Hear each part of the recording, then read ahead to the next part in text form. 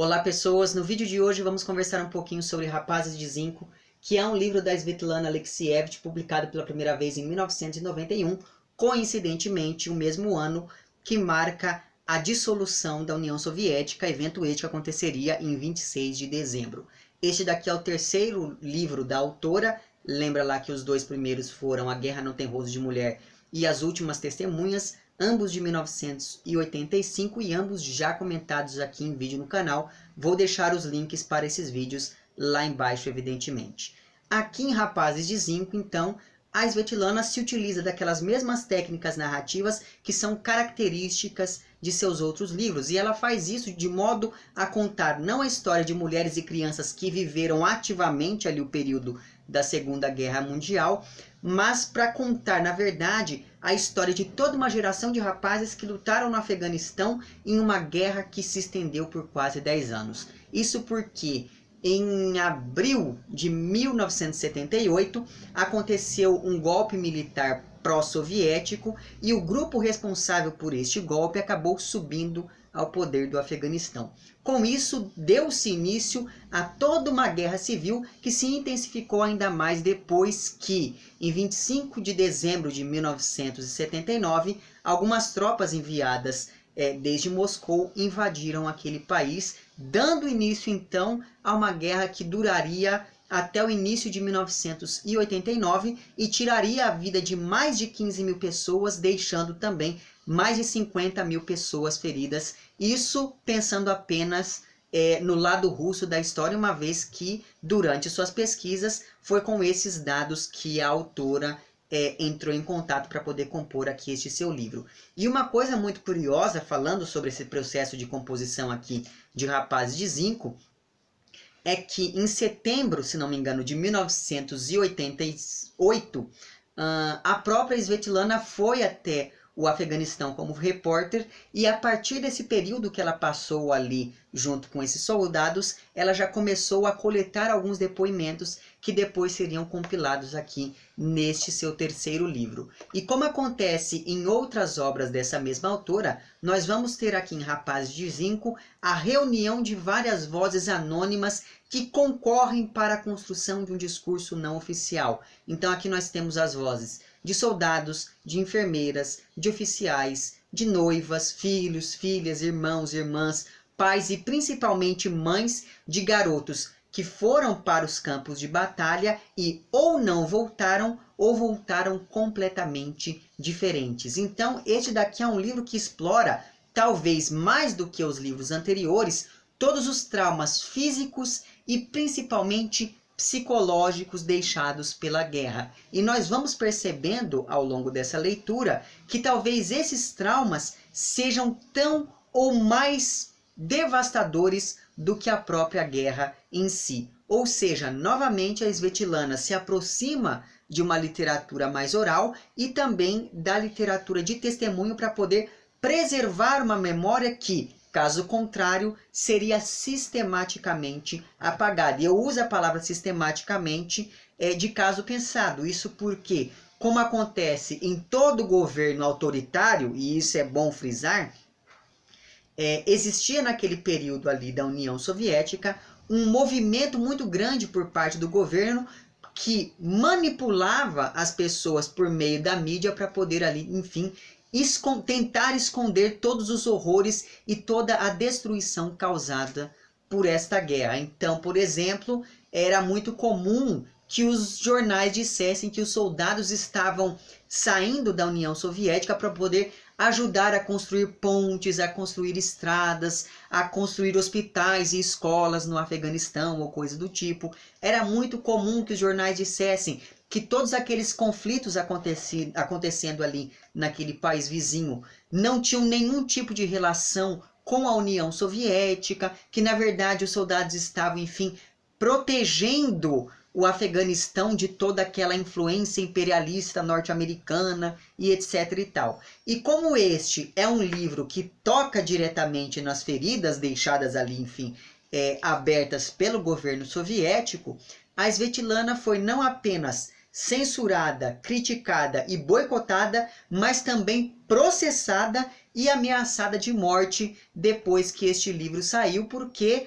aqui, enquanto lá em livros como As Últimas Testemunhas, ou então A Guerra Não Tem Rosto de Mulher, a Svetlana tratava de grupos minoritários, pensando em representatividades políticas e etc e tal, aqui ela vai direto e digamos assim, ataca o calcanhar de Aquiles de uma classe muito importante para, enfim, a organização soviética, que era o soldado soviético. Então, a partir do momento em que ela publica esses depoimentos aqui, alguns dos quais, enfim, mostram toda uma fragilidade ou toda uma incompetência em vários momentos desses soldados, a coisa muda. Então, as pessoas não estão simplesmente incomodadas porque ela lançou mais um livro sobre a guerra. Elas estão estressadas, elas estão, enfim, iradas, porque, afinal de contas, ela destruiu toda aquela imagem romântica que se tinha do soldado soviético.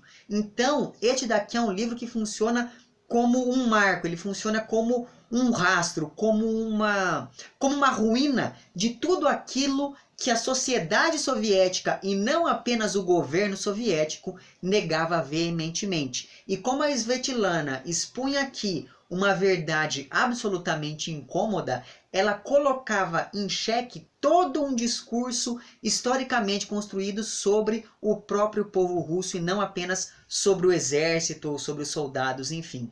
E é importante frisar que, ao contrário do que aconteceu na Grande Guerra Patriótica, que foi lá, enfim, a Segunda Guerra Mundial, como é conhecida lá, como era conhecida na União Soviética, as pessoas, ao contrário do que aconteceu na Segunda Guerra Mundial, as pessoas ficaram envergonhadas com a guerra no Afeganistão.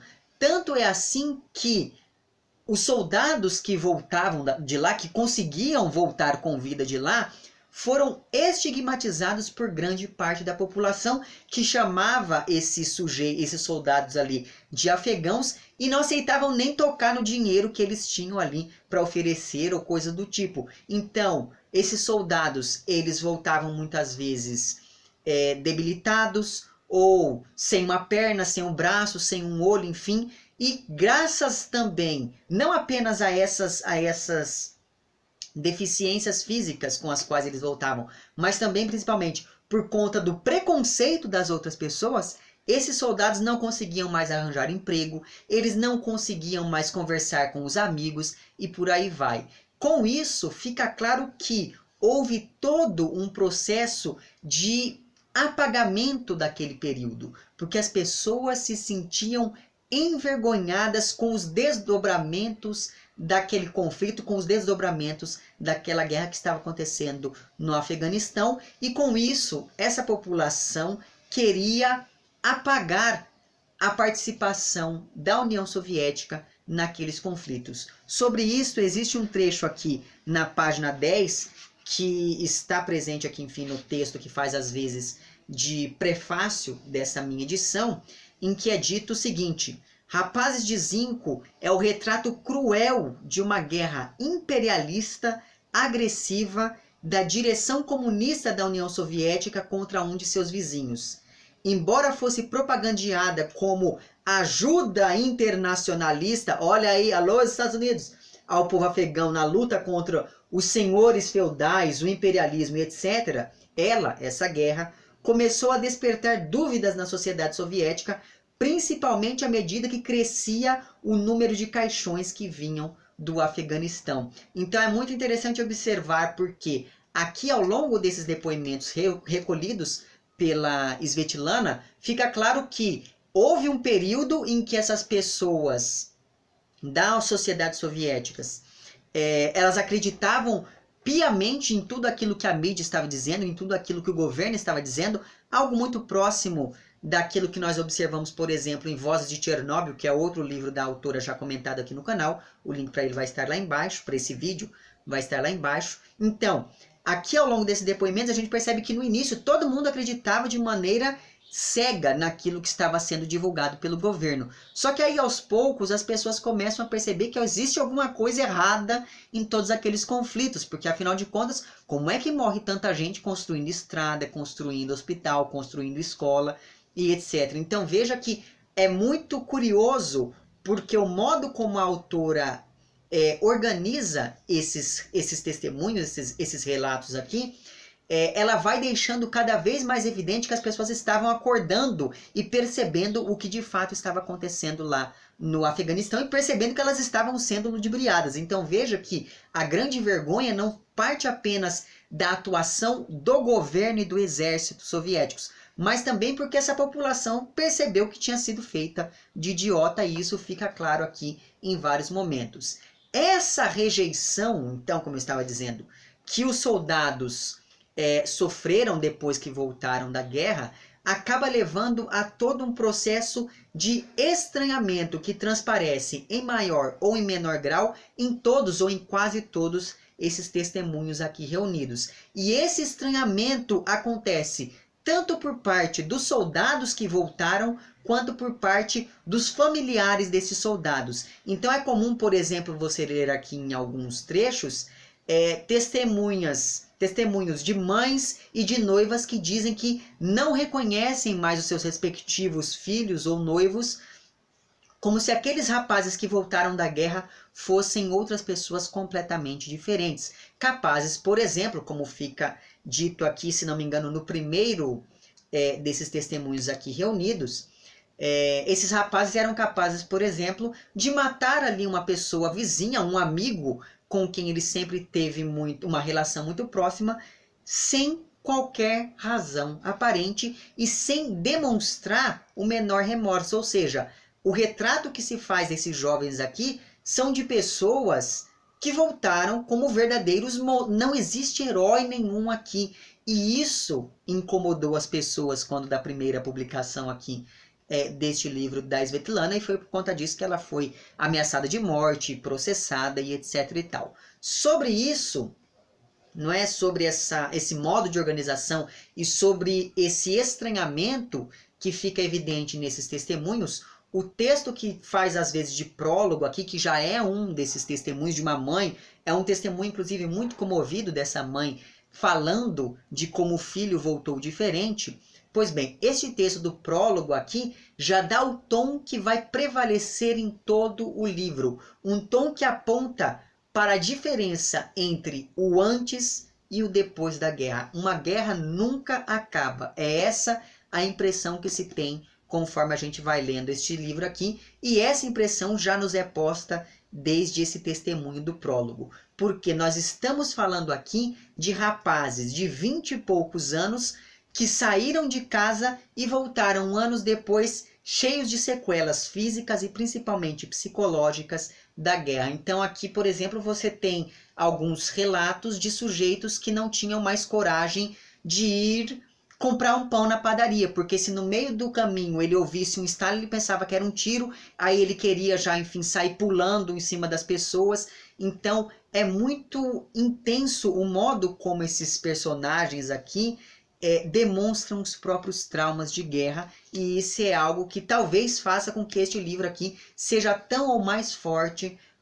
quanto os livros anteriores desta mesma autora. E aqui eu gostaria de chamar a atenção para vocês para o título deste livro, que faz referência aos caixões de zinco que eram levados do Afeganistão para a União Soviética. E esses caixões eram de zinco porque assim eles eram lacrados e ninguém conseguia abri-los depois. E dentro desses caixões de zinco iam, quando muito, alguns pedaços desses meninos mortos durante essa guerra, junto com alguma peça de roupa, junto com alguma medalha e principalmente junto com uma quantidade de terra grande o suficiente para fazer parecer que ali dentro tinha um corpo inteiro. E isso é algo absolutamente triste quando a gente para pensar, não é verdade? Quer dizer, essas mães aqui se deparam com aquele caixão cheio de terra, e aquela terra, na verdade, faz as vezes do corpo do próprio filho. Ou seja, esses caixões de zinco referidos aqui, enfim, no título do livro, são, na verdade, o símbolo de toda uma juventude perdida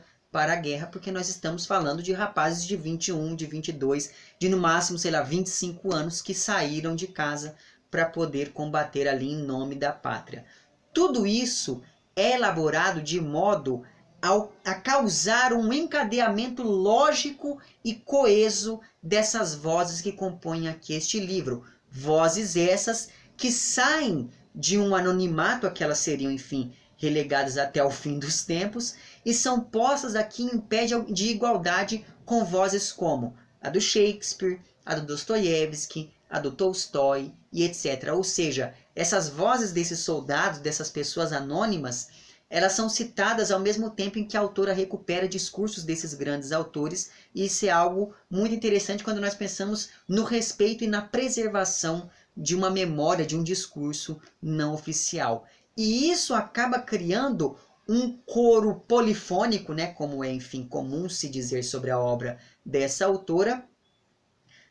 E essas vozes, então, acabam criando este coro polifônico e dando conta de reduzir aquela história oficial a uma dimensão muito mais humana do que aquela proposta quando nós pensamos na constituição de um discurso ligado, enfim, ao governo soviético e por aí vai.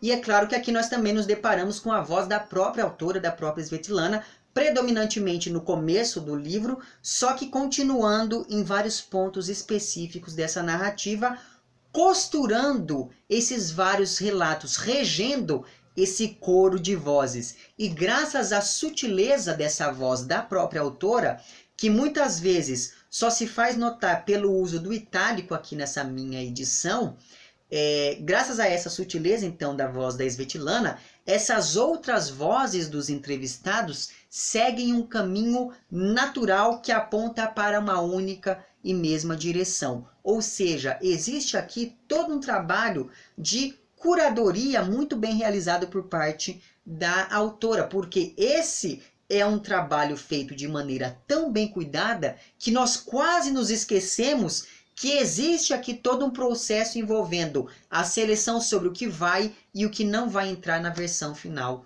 do livro. Portanto, existe aqui todo um desafio por parte da autora envolvendo dar coesão a esses discursos, mas ao mesmo tempo mantendo intacta as particularidades, as peculiaridades de cada uma dessas vozes, garantindo que essas pessoas aqui, antes silenciadas e excluídas do discurso oficial daquela história socialmente construída, pensando ali, enfim, em termos mais políticos, a questão aqui é que a Svetlana quer que essas pessoas excluídas desse discurso oficial possam ter ali uma voz e contar, e ter o direito de contar a sua própria versão dos fatos. E com isso nós chegamos aqui a uma questão muito importante, que é a estrutura com que este livro se organiza, e essa estrutura conta com 7 partes. A primeira dessas partes é ali, isso fora o texto de prefácio a essa minha edição.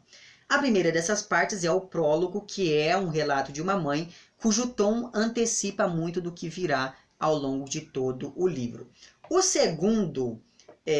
A segunda parte aqui de Rapazes de Zinco se chama dos blocos de notas na guerra. E essa segunda parte traz a voz da Svetlana a partir das anotações que ela fez durante aquele período em que ela ficou como repórter no Afeganistão a partir de setembro de 1988. E existe aqui nessa segunda parte do livro toda a questão da experiência pessoal da própria autora, que se deparou ali com uma imagem muito cotidiana da guerra. Então, conforme a gente vai lendo essa segunda parte do livro, nós começamos a perceber que as pessoas ali que, enfim, viviam no Afeganistão durante esse período, ou que estavam ali por conta da guerra, elas haviam naturalizado toda aquela barbárie que estava acontecendo. E essa indiferença das pessoas à guerra vinha porque elas foram aos poucos perdendo a dimensão verdadeira das coisas. Então, uma morte a mais ou uma morte a menos não significa quase nada, exceto quando essa morte está do meu lado da trincheira, digamos assim, exceto quando é um soldado do meu exército. Então, graças a essas percepções da Svetlana, que a Svetlana coloca nessa parte do livro, ficam claro, primeiro, todo o processo de animalização do ser humano diante da guerra, porque a gente percebe aqui que essas pessoas elas vão fazer qualquer tipo de coisa para sobreviver, e isso acaba animalizando esses sujeitos aqui. E segundo, graças a essas anotações aqui da Svetlana, graças a essa voz da Svetlana, nós percebemos que toda aquela beleza do Afeganistão acaba gerando um contraste muito grande com as desgraças advindas da guerra. E graças a essas desgraças, a Svetlana consegue escrever aqui em um momento que ela não gostaria mais de publicar nenhum livro sobre a guerra. Só que na condição de, e aqui eu anotei para que eu não me esquecesse dessa expressão, na condição de historiadora das coisas que não deixam vestígio, ela acaba escrevendo mais um livro sobre a guerra, ainda que não seja a mesma guerra que, enfim, era protagonista, digamos, de seus livros anteriores. Então, a partir deste momento em que nós temos aqui esse prólogo e este capítulo chamado dos blocos de nota na guerra, a partir deste momento, então, a voz da autora, a voz da Svetlana, se faz notar cada vez menos e o livro se estrutura a partir de 3 grandes capítulos, ou de 3 dias, como eles são chamados aqui, que tem em comum, primeiro, as ligações, eu diria, algo ameaçadoras que a Svetlana recebeu de um ex-soldado dessa guerra aqui, e esse ex-soldado tem um tom absolutamente violento, principalmente na primeira ligação. E esses 3 dias, esses 3 capítulos, têm em comum também uma forte intertextualidade com a Bíblia, e isso não me parece à toa, não é verdade? Então, por exemplo, você tem aqui um capítulo chamado Primeiro Dia, e o subcapítulo é Porque virão muitos em meu nome, que é um versículo da Bíblia.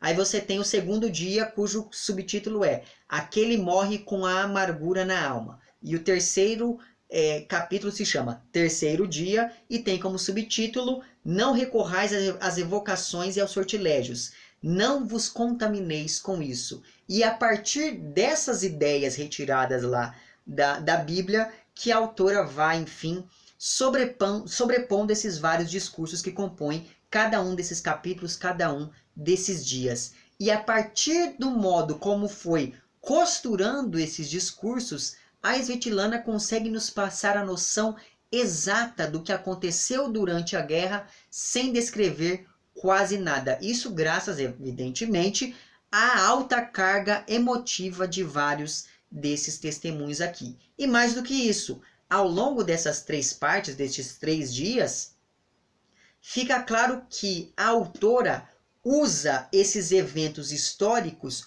como uma desculpa, ela usa esses eventos históricos como um pretexto para poder falar do ser humano, porque vários desses sentimentos aqui já estavam presentes lá nos 2 livros anteriores da autora e estariam presentes também, por exemplo, no Vozes de Chernobyl. Pois bem, então, depois ali desse prólogo, dessas notas da autora na guerra e desses 3 dias, nós temos um capítulo chamado Pós-Mortem, e ler essa parte, ler este capítulo do livro, é quase como ir lendo as inscrições em lápides de túmulos, como se tudo o que sobrasse dessas pessoas aqui nomeadas fosse mesmo o nome que elas tiveram e umas poucas palavras sobre quem elas foram quando eram vivas. Então, é um capítulo curto, na verdade ali uma lista de nomes, mesmo parece de fato que você está lendo a inscrição em uma lápide, e justamente por conta disso, apesar de ser curto, é um capítulo muito forte.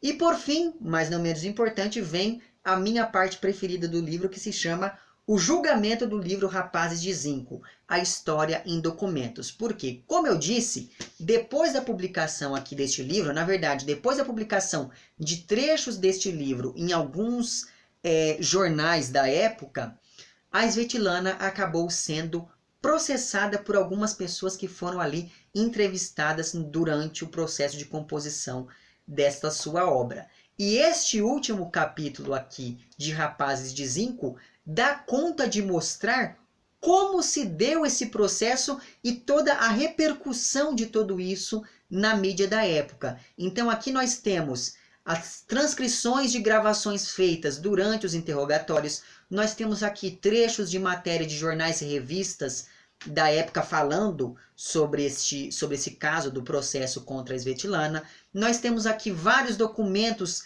envolvidos nessas ações movidas contra a autora e por aí vai. E Diga-se de passagem, a Svetlana era acusada de distorcer a verdade, de inventar barbaridades sobre os soldados, etc e tal. E aí vem a grande questão, que é a seguinte: será que essa autora, será que a Svetlana só transcreve essas entrevistas? Até que ponto ela manipula aquilo que foi dito pelas pessoas entrevistadas? E aí é claro que para você saber se ela foi considerada inocente ou não, você vai ter que ler o livro, porque eu não vou contar isso para vocês aqui. Mas enfim, e daí dessa terceira e dessa última parte aqui do romance, eu gostaria apenas de ler alguns trechos para que vocês entendam mais ou menos o tom das acusações que eram feitas contra a autora. Mas antes das acusações, eu vou ler aqui alguns trechos que mostram manifestações de apoio a Svetlana, como por exemplo um trecho da página 281, em que diz o seguinte: de acordo com o tosto guião soviético, Svetlana Alexievich é amaldiçoada de forma organizada como uma agente da CIA, lacaia do imperialismo mundial, que difama sua grande pátria e os seus filhos heróicos alegadamente em troca de 2 Mercedes e esmolas em dólares. E daí na página 295 existe um outro trecho também que mostra pessoas que estão ali, enfim, defendendo a autora, e é dito o seguinte: ao nos inteirarmos dos pormenores do processo intentado em Minsk contra Svetlana Alexievich, consideramo-lo uma perseguição da escritora pelas suas convicções democráticas e um atentado à liberdade criativa. Com as suas obras genuinamente humanistas, o seu talento e a sua coragem, Svetlana Alexievich granjeou grande popularidade e respeito na Rússia e noutros países do mundo. Não queremos que se manche o bom nome da nossa vizinha Bielorrússia. Que triunfe a justiça. Quem escreveu isso para um jornal foi a comunidade de escritores ali da Bielorrússia. E daí na página 301 existe também ainda uma outra manifestação de apoio à autora, que eu achei muito curiosa, em que é dito o seguinte: a verdade sobre a agressão da União Soviética no Afeganistão, confirmada pelas provas documentais de seus participantes e vítimas, recolhidas no livro de Alexievich, não é uma difamação da honra e da dignidade, mas um fato vergonhoso da história recente do totalitarismo comunista soviético, condenada de forma clara e em alta voz pela comunidade internacional. A prática de perseguição judicial de um escritor pela sua obra também é um modo não menos conhecido e não menos vergonhoso de funcionamento do mesmo regime. Isso são as pessoas que, enfim, tomaram partido a favor ali, não é? Da Svetlana. Agora, quando nós pensamos nas acusações, existem coisas deste calibre aqui. Eu vou ler um trecho da página 276, em que é dito o seguinte: o monólogo publicado no jornal representa o meu relato na guerra do Afeganistão e da minha estadia no Afeganistão, das relações entre as pessoas na guerra, depois da guerra e etc. Alexievich distorceu completamente o meu relato, acrescentou coisas que eu não disse e, se disse, entendia-as de maneira diferente. Tirou as suas próprias conclusões que eu próprio não tirara. Algumas das declarações que Svetlana Alexievich escreveu em meu nome são humilhantes e ofensivas da minha honra e dignidade. E daí na página 280 existe um outro trecho que diz: Svetlana Alexievich acrescentou alguns fatos a seu bel prazer, omitiu muito do que foi relatado por mim e tirou as suas próprias conclusões assinando o monólogo com meu nome. O artigo ofende e humilha a minha honra e dignidade.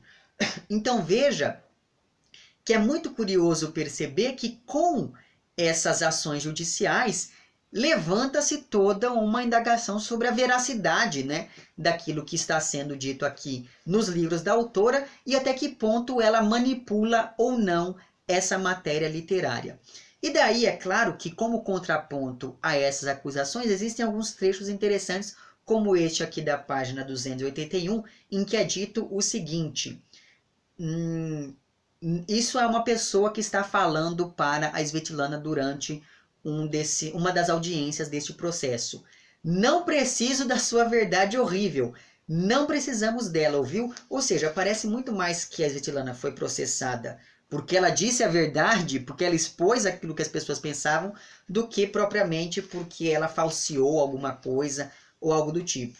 E daí na página 293 é dito o seguinte, pensando nessa imagem que se construiu do soldado soviético depois da publicação deste livro.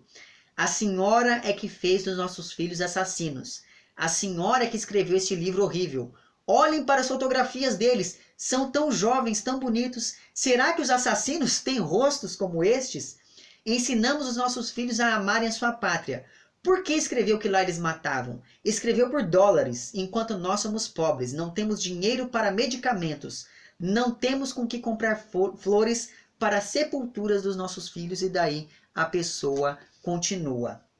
Então, por um lado, você tem essas pessoas defendendo a Svetlana, por outro, você tem essas pessoas processando ela, só que conforme essas pessoas vão falando durante essas audiências, fica claro que esses processos acabaram surgindo muito mais por uma questão de honra ferida, mas não da honra pessoal daquela pessoa, mas sim da honra da Rússia como um todo, da grande pátria como um todo, que se viu ultrajada diante desse retrato tão fiel aqui, não é? E tão, enfim, pouco glamuroso dos soldados soviéticos. E por fim, para não ficar me estendendo muito aqui nesse trecho, isso que eu vou ler agora é uma altercação que acontece entre a Svetlana e uma dessas pessoas que processou ela. Diz a Svetlana: na tua petição escreveste que nunca te tinhas encontrado comigo. Agora dizes que te encontraste, mas que te recusaste a conversar. Esse português de Portugal é ótimo, não é?